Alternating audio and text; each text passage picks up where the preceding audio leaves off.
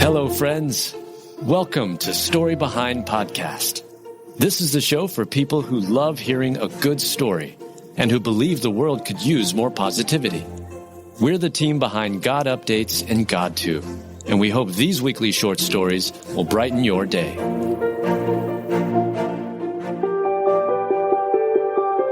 Brave 5-year-old climbs 35 feet up a tree. Firefighters rush to the rescue. Written by Heather Riggleman, read by Julie Provost. Firefighters are used to coming to rescue when it comes to cats and trees, but a little boy stuck high above wasn't exactly what they had in mind. A brave 5-year-old climbs 35 feet up a tree, and firefighters come to the rescue. Malachi Erickson is a little boy full of energy and adventure. He never seems to run out of ways to keep his parents on his toes. But this was a whole new adventure that even had firefighters on their toes. He literally took his love for climbing trees to new heights. Literally. On April 22nd, 2025, Malachi managed to scale a towering tree before realizing he couldn't get back down. We're going to tell the story about Malachi climbing the tree for a very long time, said Nate Erickson, Malachi's dad, laughing as he recounted the unforgettable moment. His voice was filled with both relief and humor, knowing that his son's bold adventure has turned into a much bigger story than anyone could have anticipated. It all started when Malachi, with his usual adventurous spirit, found a board in his daddy's woodpile. With his little hands and big determination, he used the board to climb up to the lowest branches. From there, the 5-year-old scrambled his way to the top, and that's when Malachi realized he was stuck, and there was no way to get him down. He was perched comfortably on a branch, holding onto another branch for stability. Thankfully, he wasn't in immediate danger, but the Ericksons knew that they had to act quickly. With no time to waste, Haley and Nate dialed 911. Firefighters from the Rehoboth Fire Department arrived promptly, prepared for a rescue like no other. Everyone knows fire departments respond to cats stuck in trees, they joked on their Facebook post. Well, today was a first for us, responding to a kid stuck in a tree. Fire Chief Frank Basari explained that they arrived with their ladder truck and carefully drove down the long, narrow driveway. One of the captains secured him with a rope and belt just to make sure he was safe and carried him down the ladder, the chief said. Within minutes, Malachi was back safe on the ground and the firefighters' mission was a success. While the family is grateful he wasn't hurt, they already made plans to keep a closer eye on their little adventurer moving forward. But for now, it's clear that Malachi's climb up that 35-foot tree will be a family story that's told and retold for years to come. It's a story about bravery, quick thinking, and of course the spirited nature of little boys who never back down from an adventure, even if it takes a fire truck to get them back to safety. Psalm 34:7. The angel of the Lord encamps around those who fear him, and he delivers them.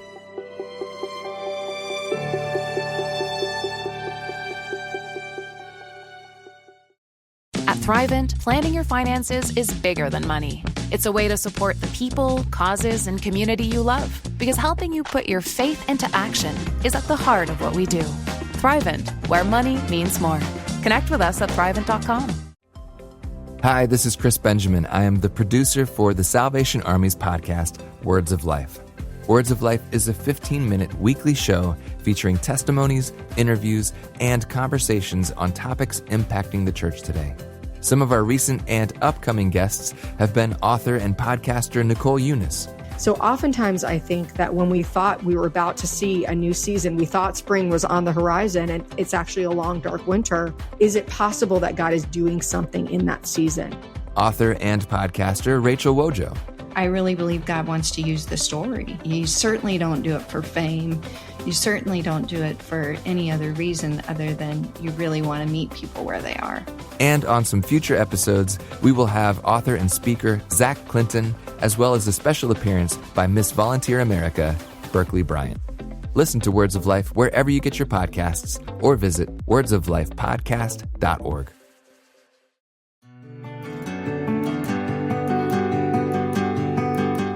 Singer Michael Bolton opens up about his aggressive brain cancer diagnosis.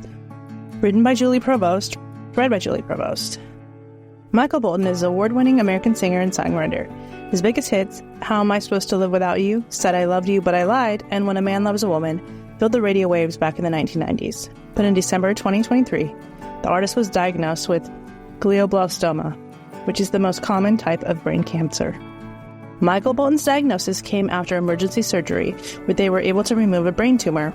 His daughters Holly, 47, Isa, 49, and Taryn, 45, were relieved when he woke up from the surgery. He was in recovery in the hospital room singing within minutes, Holly shared. One of the nurses didn't know who he was and asked, "Do you know he sings like this?" Since that day in December of 2023, Michael Bolton's daughters have walked alongside their father through his diagnosis. You're reaching into your resources and your resolve in a way that you never would have thought, Michael shares. Succumbing to the challenge is not an option. You're really quickly drawn into a duel. I guess that's the way you find out what you're made of. The 72-year-old's short-term memory, speech, and mobility has been impacted by his treatment. Michael did have a second surgery in January of 2024 because of an infection. He finished radiation and chemotherapy in October of 2024 and now has MRIs every 2 months to make sure the tumor has not come back. Michael's most recent scan in April was clear. The path forward is to monitor, as the reoccurrence rate for this type of cancer is about 90%, according to the Glioblastoma Foundation. Michael Bolton has purposely not been given a prognosis and is remaining hopeful. Whenever you find yourself in any kind of challenging position, just to know that you're not alone going through it is a big deal, Michael says. It actually helps people to know. It reminds them that they are not alone. He announced his illness in January 2024 on his Instagram account. Michael Bolton lives in Westport, Connecticut, and spends much of his time with his daughters and 6 grandchildren. We're in this together, and that's it, his daughter Taryn shares. The artist shares that his idea of legacy has evolved. Before his diagnosis, he would have considered his career as his legacy. Now he's more concerned about his daughters. How do I give things that they can take forward? Life lessons, love, any kind of validation that I can give them. I want to be on the right side of that so they can feel great about who they are, he says. It's a reality of morality. Suddenly a new light has gone on that raises questions, including, am I doing the best that I can do with my time? And what a good question for all of us. Are we really all doing the best that we can with our time? It's a reminder to do just that, no matter our circumstances. We will keep Michael Bolton and his family in our prayers as they navigate this brain cancer diagnosis. Heal me, Lord, and I will be healed. Save me, and I will be saved. For you are the one I praise. Jeremiah 17:14.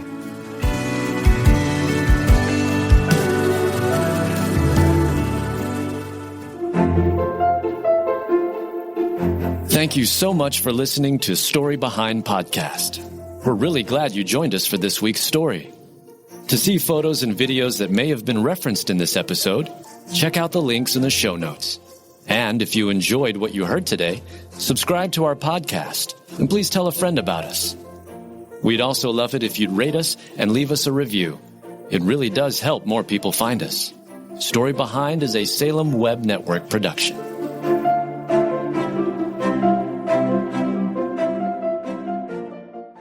I'm Billy Yancey, entrepreneur, fitness cowboy, father, retired Navy cornerback, and now podcast host. Listen to my new show, Billy and the Goat, on Life Audio. Happy listening.